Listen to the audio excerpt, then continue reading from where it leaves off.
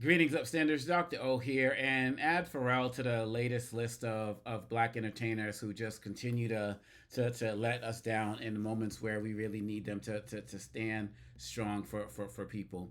You know, recently he said at an event that, I hate politics. I despise them. It's a magic trick. It's not real. I don't believe in either side because if you're on either side, you're supporting division.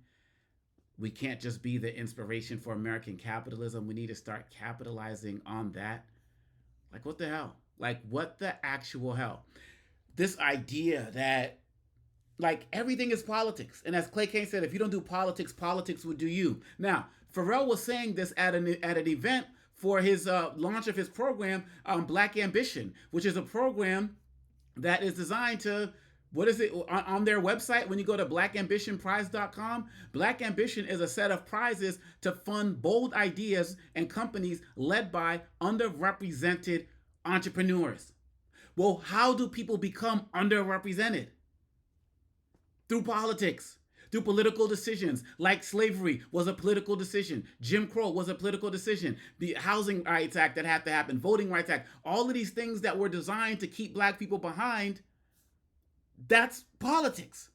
You created something to help support a community based on the political situations in this country. Everybody knows that as Roland Martin talked about, and we were doing the show the other night, everybody knows that there were black judges who've been smart enough to be able to be a Supreme Court justice beyond the three that we've had historically, that there have been black people who are smart enough to be CEOs and presidents of colleges and universities and all of these other things that, in my lifetime, I get annoyed that I'm still seeing so many black firsts, not because we applaud their efforts, but every time I see a black first, I know that it could have been happened 30 years ago, 50 years ago, 100 years ago, but it was the opportunities that were denied because of politics.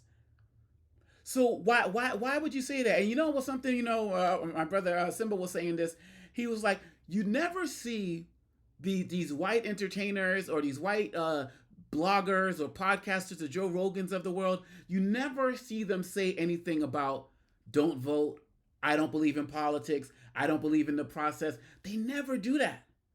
They're always encouraging people to get out there and involve in the political process. But these black entertainers, particularly under Trump 2.0, are just completely disappearing, or they're out there supporting policies that represent what Trump wants, like 50 Cent getting down with Mike Johnson and being, against Zoran, because of taxes and the like, or some of these, I don't see any of these athletes in any type of Colin Kaepernick style. I don't even got to go back to Muhammad Ali. Like, where's the next even Colin Kaepernick style protest that's coming up? The music that I'm listening to, I don't hear any of these MCs, even mention Trump by name or mention these Republicans or MAGA by name. Sure, they may talk about, the world's messed up and black people got it bad or whatever, and black people need to rise up. Maybe they'll get some of that, but no direct comments. Like, in this moment, they're letting us down. Look at all the ICE raids. Where are the black entertainers who are speaking up? And look, I know some attended, like, No Kings rallies, and I know like people like, Spike Lee. And look, I know there have been some who have been out there who have said some things,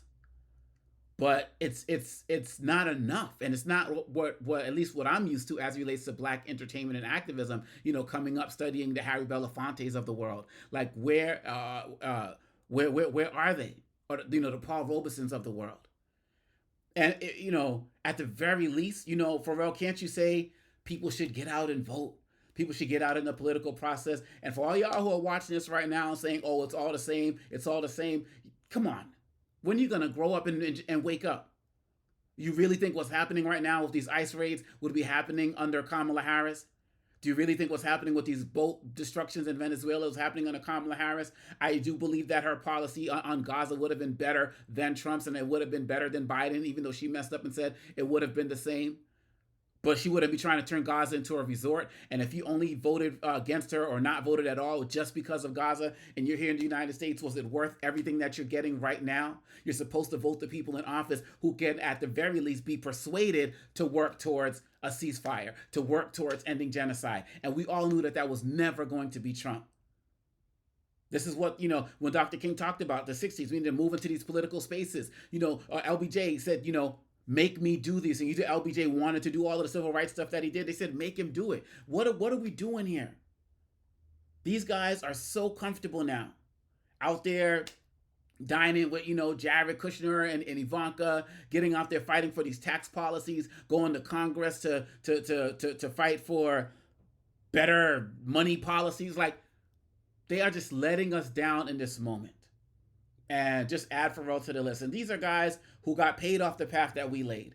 They got famous off of what we did. And as Roland Martin talked about when we did the show, he talked about when Pharrell's family had a tragedy, they were looking for political answers. He was in Miami getting the key to the city. That's political. A MAGA governor's not going to give you, or mayor's not going to give you the key to the city. So it's like one, and it's like one thing if people are going to actively disparage a culture like a Kanye West. And it's another thing, obviously, if people are going to get out there and get into politics and they're going to go like they're down with Trump and so on and so forth. Yeah, they're going to be called out. That we have the right to do that. It's supposed to be, free speech. But for these people who are just saying, I don't believe in politics, it's divisive. You are supporting the oppressor. You are supporting Trump by your lack of involvement.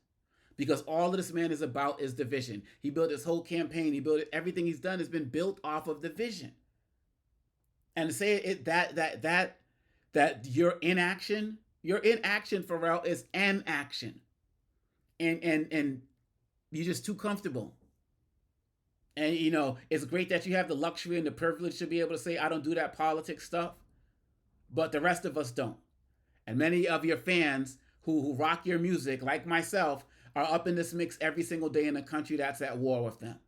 So, yeah, I don't expect you to get out there and march with Reverend Barber or anything like that. Be nice. But damn it, can you at least not continue to spew stuff that's going to continually encourage more people just to not get out there and vote? All of y'all who say that everything's the same, it's all the same politics and all of that, you just don't know what you're talking about. And we're seeing it firsthand. And no president was going to be some type of utopia for the black community. And you thinking that was your first mistake. But this is just in a moment where we're just at war with this society, with this country right now, from everything from the ICE raids. And he said, like, oh yeah, maybe when DEI comes back in, that fine, that and that's cool, or something to that effect.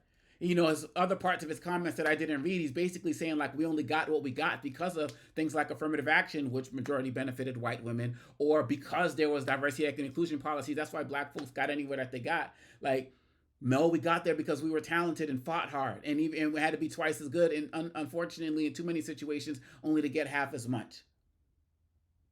And so it's just day after day, it seems, I get just disappointed by another black entertainer just out there, just encouraging people not to give a damn, out there supporting Trump, or not even encouraging people to at least get out there and vote, even to vote locally.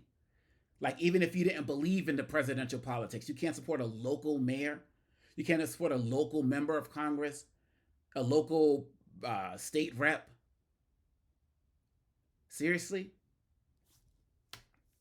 Our entertainers are letting us down, our black entertainers. I'm not seeing this. I'm seeing even people, entertainers from the spaces in Latino communities speaking up and speaking out. And not just because of the ICE raids. Some are speaking up beforehand as well. More are now. And again, these white podcasters and all of these other guys, none of them are saying stay home.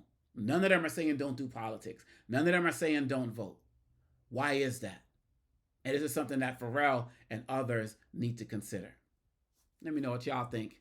Hit that like and subscribe, y'all. Let's get to 25,000 subscribers. Remember to get that best-selling book, Lies About Black People, How to Combat Racist Stereotypes and Why It Matters. And I'm just asking for people just to give a damn. Like, just to give a damn.